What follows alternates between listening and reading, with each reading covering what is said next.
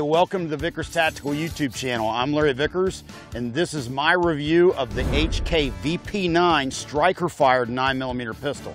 Now, recently HK sent me the gun, and I got a chance to run it through a couple classes and put a couple hundred rounds through it, and I'm going to give you my initial impressions.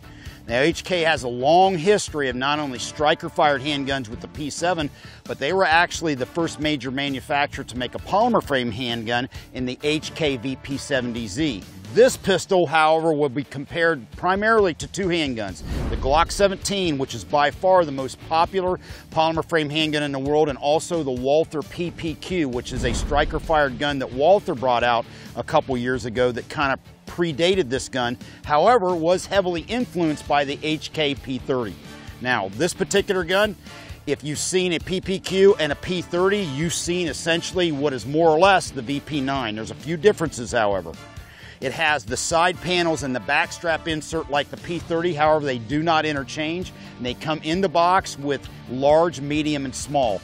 Mine had medium side panels and back strap installed out of the box, and I put the smalls on based on my smaller hand. Made a big difference in controllability of the pistol. The magazine release is ambidextrous, and I prefer to activate it with my trigger finger, just like the one on the P30. It also has the groove inside the trigger guard, which bothers a lot of shooters, including myself, on the P30 and the full-size HK45. However, due to the shape of the trigger on the VP9, the internal groove does not bother me and my trigger finger when I'm firing the gun.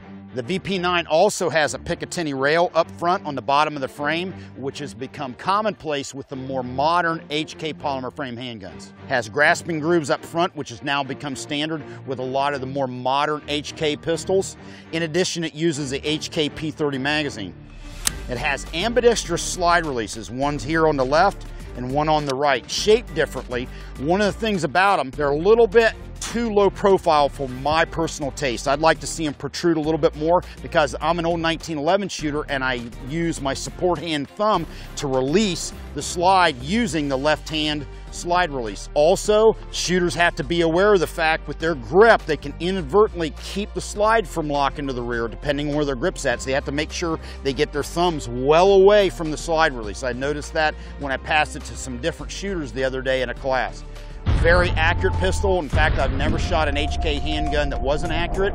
The other downside to the gun, the bore line's a little bit higher than it should be. It's much along the line of the Walther PPQ and definitely dramatically higher than the one on the Glock 17. However, because the barrel comes farther out of battery before it drops down out of the slide, it does have less muzzle flip than you might think, despite the fact that the bore line's higher. So really in felt recoil and muzzle flip, it's very comparable to the Glock 17 with a slight edge going to the Glock.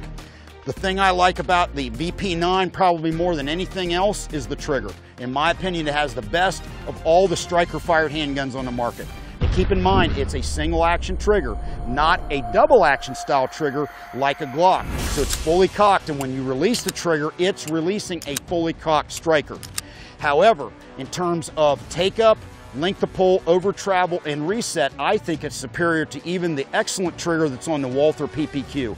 If anything, however, the Walther PPQ trigger is a little bit lighter than the VP9, but overall trigger feel and trigger dynamics, I prefer the VP9. Last but not least, it has the charging assist in the rear, which is more or less a polymer piece that's underneath the rear sight.